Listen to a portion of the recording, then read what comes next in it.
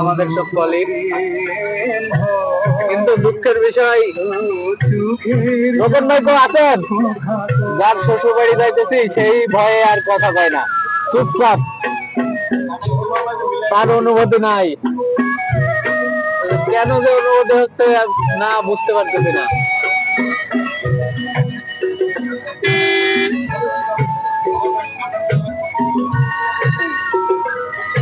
রতন ভাই, আপনার শালি টালি আছে নাকি? আমাদের তো 3-4টা ইয়ে আছে,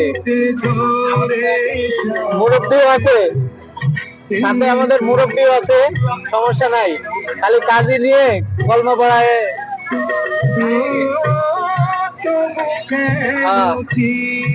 সাক্ষী টাক্ষীও আছে, সমস্যা নাই, সব রেডি।